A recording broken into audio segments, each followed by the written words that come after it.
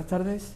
El programa Calle Libertad, hoy también en el Hotel Senator, trae a uno de los futbolistas gaditanos de la historia del Cádiz con mayor carisma. Se trata de José Manuel Varla. Él fue uno de los artífices de aquel Cádiz mítico que se mantuvo durante tantos años seguidos en la primera división del fútbol español. Estamos hablando de la mitad de los años 80 hasta principios de los 90. José Manuel, bienvenido, muchas gracias por venir al programa. Gracias, encantado. Tú eres gaditano, naces en el casco antiguo. ¿Qué zona, José Manuel? Pues nací en la calle San José 44, esquina Solano. Esquina Solano, entonces supongo que irías a un colegio por la zona, ¿no? Sí, yo empecé yendo al Colegio La Palma y cuando ya tuve la edad para empezar la EGB, pues fui a Valcárcel y allí hice los 8 años de EGB. ¿Viviste durante toda tu infancia en la calle San José? Sí, yo creo que hasta, te hablo de memoria más o menos, hasta los 11, 12 años que nos trasladamos a la barriada de La Paz, allí Avenida de la Bahía 33. Uh-huh. ¿Y seguías yendo entonces a Valcárcel desde la barriada o ya hiciste? Sí, seguía yendo a la barriada. Iba con un vecino que me llevaba ¿En el coche? en coche y nos tenía que dejar temprano y me acuerdo que nos dejaba en la caleta. Sí. Y allí hacíamos un poquito el golfillo. Me acuerdo una vez porque pisé un verdín de esto, me caía una poza y no pude ir a clase. ¿Ya jugaba en Valcárcel al fútbol? Sí, la última etapa sí jugaba ya en Valcárcel. ¿Allí en el patio? Sí, en el patio. Antes de, como llegábamos temprano, pues siempre nos juntábamos ahí un grupito de compañeros y echábamos un ratillo. Aunque bueno, ya te digo que empecé relativamente tarde, ¿no? Tarde, Me comentabas sí, tú, ¿no? Sí, con 11, 12 años, sí.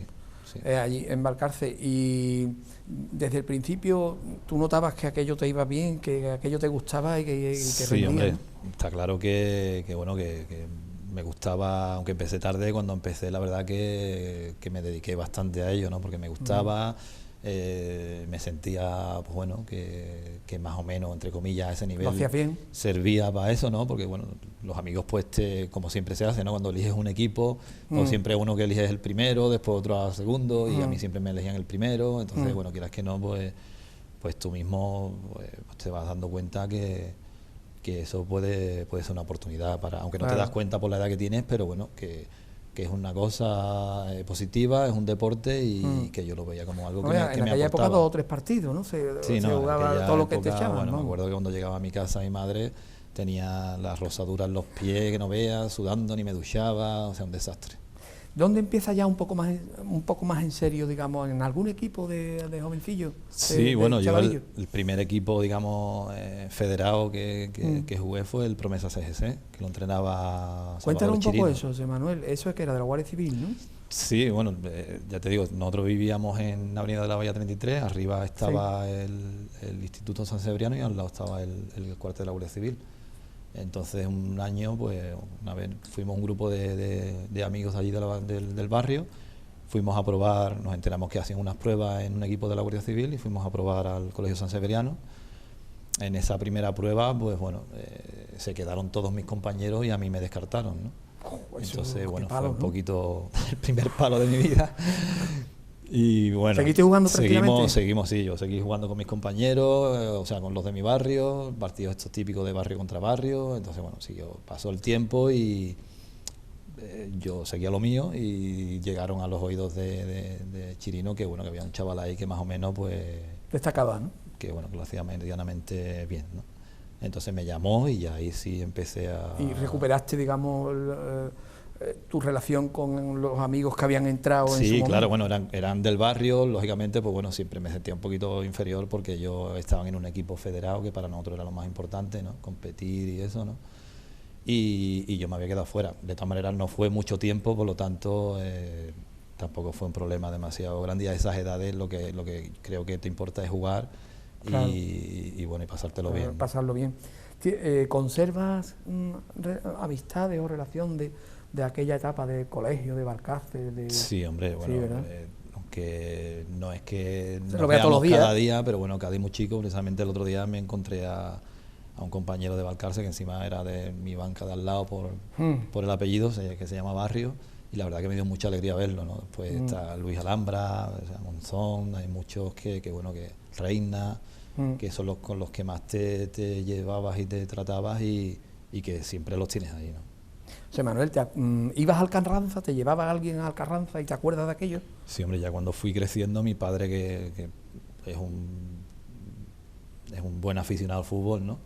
Pues me llevaba al estadio Belcádiz, íbamos al marcador simultáneo Dardo allí abajo, y la verdad que ese recuerdo es muy bonito, ¿no? Porque claro, se respiraba un ambiente de fútbol impresionante. Mi padre trabajaba en el muelle, aquello era un ambiente de todo el muelle, todo tal, o sea, un ambiente puro, ¿no? Y al Trofeo Carranza pues también me llevaba. Claro. Íbamos allí, yo lo veía normalmente en lo alto de un palo de esto de la bandera, así, para no caerme.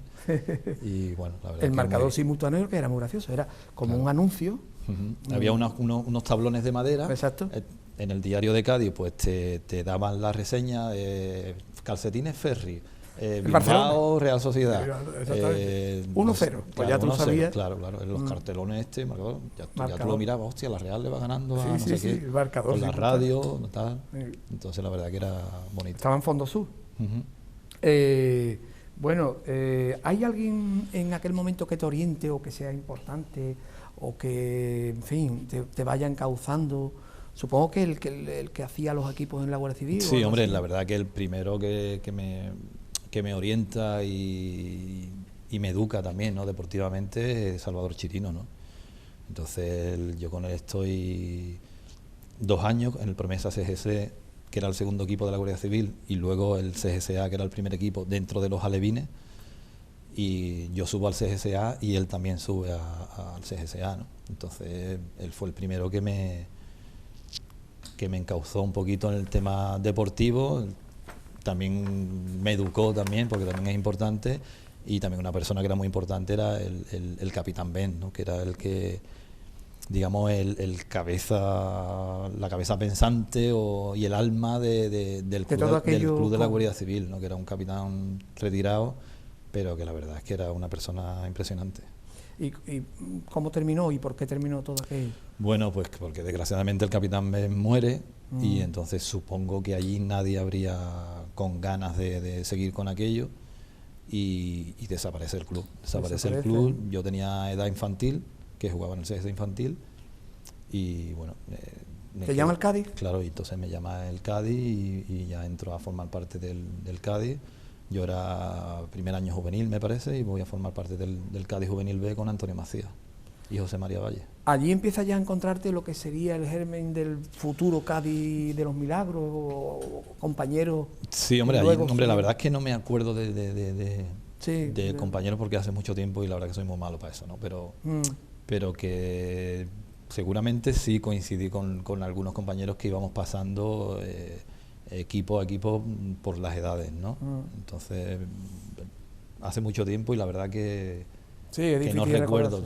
Del entrenador sí te acuerdas del preparador físico, que era Antonio Macías, que lo tenía de encima de profesor de inglés en Balcarce, y José María Valle, que era el preparador físico, que entrenábamos a las 6 de la mañana en el Correccional. O sea, era de noche, y a nosotros eso nos impresionaba, ¿no? Y empezábamos a dar vuelta a la Manzana, cogíamos por lo que ahora es la Avenida Nueva, y volvíamos. ¿Qué diferencia con las instalaciones actuales? Pues sí, y luego a correr, como desgraciadamente hay muchos equipos que todavía lo hacen, en la Bahía, ¿no? O sea que yo he visto al Cádiz profesional, bueno, no sé si estarías tú, me imagino que sí, en la playa. Sí, no, hombre, claro. La playa, antes de tener el Rosal como lo tenemos, la playa era nuestra ciudad deportiva, exactamente, ¿no? Exactamente. Entonces, bueno, en la pretemporada corríamos allí, porque yo creo que en mejor sitio no se puede correr cuando está la marea vacía. Y allí entrenábamos no solo el primer equipo, sino todas las sesiones inferiores. Sí. José Manuel, si te acuerdas la del Cádiz B, el Cádiz B ya fue un equipo, ahí sí fue el germen del futuro Cádiz importante que tuvimos. Hombre, está claro que en el Cádiz, quieras que no, pues poco a poco, igual que vas avanzando, tú también te vas dando cuenta que tienes ahí una meta, y que cada paso que das es un paso que acortas, ¿no?, para tu objetivo, ¿no? Porque ya lógicamente te vas planteando que bueno, que esta es una posibilidad real, y que si tienes suerte también pues puedes conseguirla, ¿no? Entonces cuando ya llegamos al Cádiz B, lógicamente lo que estamos mirando es que en cualquier momento podemos tener la oportunidad de jugar en el primer equipo, y de cumplir un sueño, ¿no?, que tú has tenido cuando has empezado en esto, ¿no? Era el de David Vidal, ¿no? Sí, sí. ¿Y nosotros estábamos en el Cádiz B, yo estuve con David Vidal en el Cádiz Juvenil, sí, pasamos al Cádiz B y pasamos con él. ¿Qué compañeros estaban? José estaba, por ejemplo, estaba ¿no? José, Cortijo. Calderón, estaba Cortijo, bueno, y otros que no han llegado, ¿no? Estaba Fede de portero, Rubio, o sea, Kiko Tato, es Manolín. también. Kiko es uno que está ahora entrenando en las sesiones inferiores del Cádiz. Debutó en el primer equipo también, en Pamplona, me parece. Sí. O sea que bueno, que la verdad que en esa época sí saltamos bastantes jugadores del B al primer equipo. Se me ha pasado una cosa que he leído, y es un problema que tuviste tú, un encontronazo con un compañero de la cabeza, en fin, que tú siempre pones un poco como ejemplo del destino, de lo que fue el destino. Sí, bueno, ya había terminado la competición, yo era juvenil, y bueno, y me llama, estaba Benito Llones de entrenador en el Cádiz, ellos jugaban en Mallorca. Sí. Y me llama Benito Llones un viernes y me comenta que voy a ir con el primer equipo, ¿no? Entonces, bueno, la verdad que en ese momento... una ilusión tremenda, ¿no? La verdad que fue, bueno, no cabía en mí, ¿no? Claro. De lo gordo que estaba. Entonces, bueno, era un viernes, pero bueno, entonces el sábado firman a un brasileño, un tal Carliño, y entonces me comunican que no voy a ir yo, que yo me caigo de la lista porque van a llevar al nuevo fichaje, como es lógico, ¿no? Entonces el Cádiz B jugaba el domingo por la mañana en Carranza contra la Paternera, y como yo había terminado los juveniles y lo importante era seguir compitiendo y seguir jugando, pues me convocan a mí y juego el partido, con la mala suerte de que me dan un golpe en la cabeza y me desmayo y tal, y termino estando una semana en la UBI. El destino, ¿no, José Manuel? Sí, bueno, son gajes del oficio, ¿no? Gajes del oficio. Pero de estar en Mallorca, de haber podido estar en Mallorca con el primer equipo, bueno, no pasa está nada. Claro, tú te ilusiona, claro. Pero bueno, eso también te hace un poquito más fuerte y te sirve para que hay que estar preparado para todo, ¿no? Claro. ¿Te ha quedado secuela de aquel encontronazo? Sí, bueno, un problema de neuralgia y eso, pero bueno, me aparece de vez en cuando y... Muy de vez en cuando, ¿no? Y se sobrelleva. José Manuel, tú llegaste a terminar tus estudios, ¿no? De enseñanza Sí, media. yo terminé hasta COU, sí. Estuve en Rafael Alberti, hasta tercero de buque lo tuve que dejar porque ya empecé a entrenar por la mañana con el primer equipo y los terminé en el Columela nocturno. Bueno, ya después del Cádiz B, lógicamente, el Cádiz... ¿Cómo fue aquel paso? ¿Te acuerdas de quién te llamó? ¿Qué pasó, no? Bueno, el debut, yo fui convocado una vez, que no me acuerdo realmente contra qué equipo fue, estaba Manolo Cardo de entrenador, pero no debuté. Entonces jugaba el Cádiz B al día siguiente en Mairena y jugué con el Cádiz B porque podía jugar, ¿no? Entonces mi debut fue contra el Sporting de Gijón. ¿En Carranza? En Carranza, con Manolo Cardo en el banquillo, y sustituí a Juan Carlos Pedraza. Ganamos 2-0, jugué 5 o 10 minutos, yo creo que toqué un balón, pero vamos, ya te digo, como te comenté antes, para mí fue la jugada de Messi, el balón que toqué.